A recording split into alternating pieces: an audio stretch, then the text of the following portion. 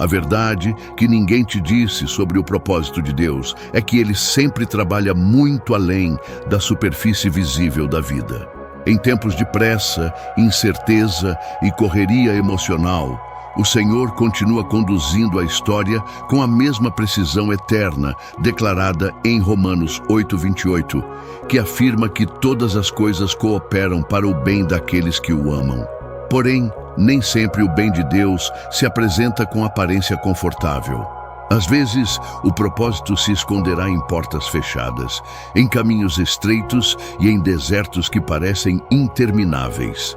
O discernimento espiritual cresce quando entendemos que o propósito não nasce do acaso, mas do caráter divino que molda, corrige e direciona. Assim, aprendemos que o propósito é revelado não quando tudo faz sentido, mas quando confiamos plenamente em Deus.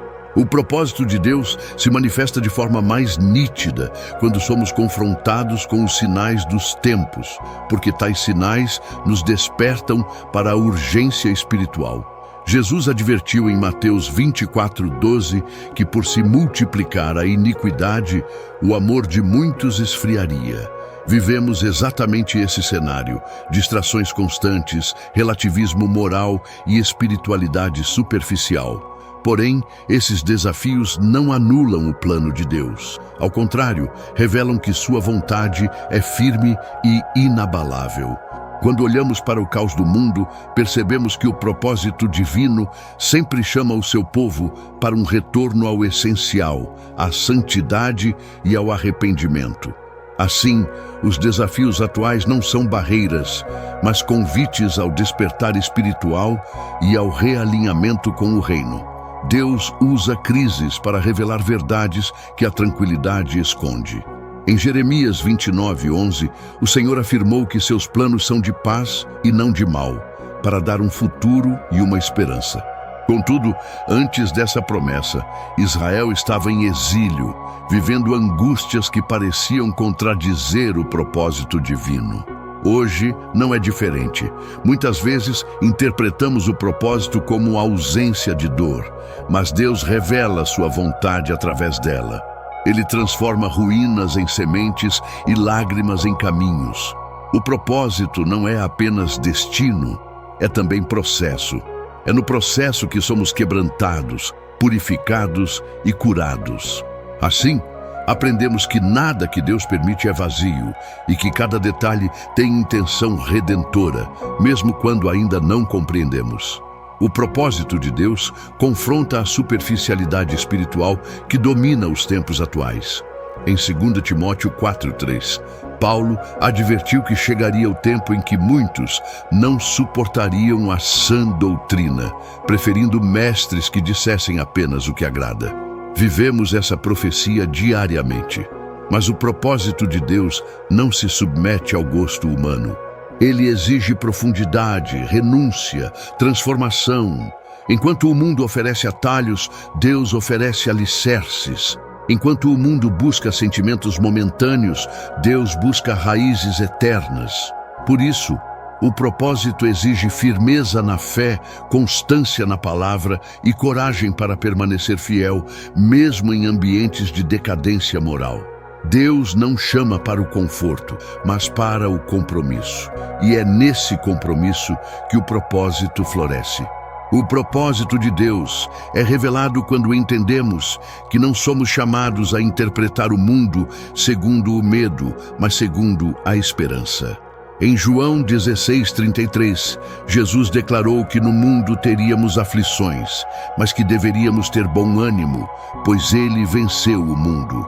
É essa vitória que sustenta nosso propósito. A aflição não define nossa jornada, define apenas o cenário onde a fidelidade é provada. A esperança é o farol que impede que nos percamos nos ventos da ansiedade, das notícias ruins e dos abalos globais.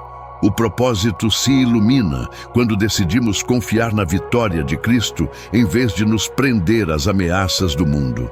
O cristão vive com esperança não por ignorar a realidade, mas porque conhece o Senhor da eternidade. O propósito de Deus nos chama para discernimento, especialmente quando a confusão se torna regra. Em Isaías 5:20 está escrito que haveria um tempo em que o mal seria chamado de bem e o bem de mal. Este é o retrato fiel da atualidade. Mas o propósito não é descoberto em meio à confusão. É descoberto acima dela, quando permitimos que a luz da palavra filtre tudo o que os olhos veem. Discernir não é apenas saber a verdade, mas escolher permanecer nela. O Espírito Santo nos guia, não para o que é conveniente, mas para o que é correto. O propósito exige coragem para permanecer íntegro quando o mundo inteiro normaliza o engano. É no discernimento que entendemos para onde Deus está apontando. O propósito de Deus exige preparo interior para tempos difíceis. Jesus disse em Mateus 7:24 que quem ouve e pratica a palavra é semelhante ao homem prudente que edificou sua casa sobre a rocha. Essa rocha é o fundamento do propósito. Muitos querem conhecer o plano, mas poucos desejam ser moldados para vivê-lo. Deus não sustenta castelos construídos na areia das emoções, mas fortalece vidas alicerçadas na obediência. O preparo espiritual não é algo opcional, é uma exigência dos tempos. Assim como José foi preparado nos bastidores para governar no palácio, Deus também nos prepara em silêncio para aquilo que ainda não vemos. O propósito é firme para quem se deixa firmar por Deus. O propósito de Deus também se manifesta como chamado ao arrependimento e à santidade. Em Atos 17:30, Deus ordena que todos se arrependam, porque o arrependimento alinha o coração ao plano divino. Em um tempo em que as pessoas justificam seus pecados, Deus continua chamando seu povo para a pureza.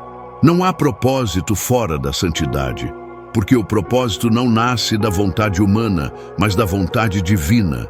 O pecado distorce a visão, a santidade clareia. A santidade não é perfeição, mas separação. Quando escolhemos santificar nossa vida, retiramos o excesso que nos impede de ouvir a voz de Deus. E quando voltamos ao arrependimento, descobrimos que o propósito sempre esteve lá, apenas encoberto pela desordem da alma.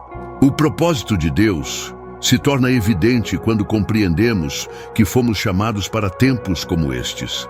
Em Ester 4:14, Mardoqueu lembra que talvez Ester tivesse sido colocada no reino justamente para aquele momento específico. A mesma verdade se aplica a nós. Não estamos vivos por acaso, mas porque Deus nos posicionou conforme seu plano eterno. A geração atual enfrenta desafios espirituais inéditos, mas também carrega oportunidades proféticas que nenhuma outra viveu. Deus nos chamou para sermos luz em meio às trevas, testemunhas em meio ao engano, profetas em meio ao silêncio moral. O propósito não é apenas individual, é também coletivo. Somos parte da história que Deus está escrevendo agora. Por fim, o propósito de Deus é revelar Cristo em nós, independentemente das circunstâncias. Em Gálatas 2:20, Paulo declara que já não vive ele, mas Cristo vive nele.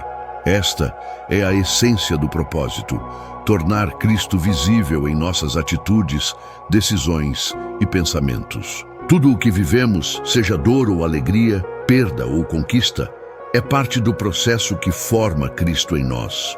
O mundo atual precisa ver Jesus não apenas em palavras, mas em vidas transformadas.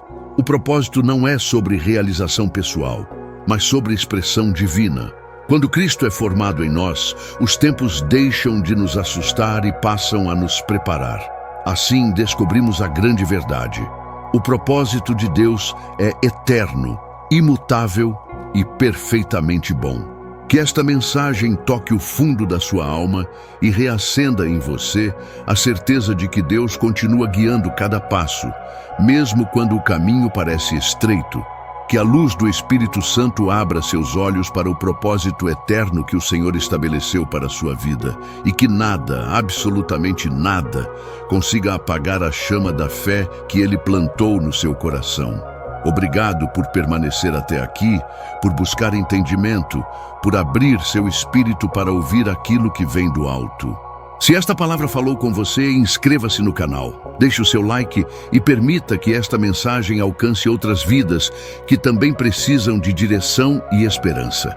Agora, juntos, em unidade e reverência, apresentemos nossa oração ao Pai Eterno. Pai nosso que estás nos céus, santificado seja o teu nome. Venha o teu reino, seja feita a tua vontade, assim na terra como no céu. O pão nosso de cada dia nos dá hoje, e perdoa-nos as nossas dívidas, assim como nós perdoamos aos nossos devedores. E não nos deixes cair em tentação, mas livra-nos do mal, porque teu é o reino, e o poder, e a glória para sempre. Amém.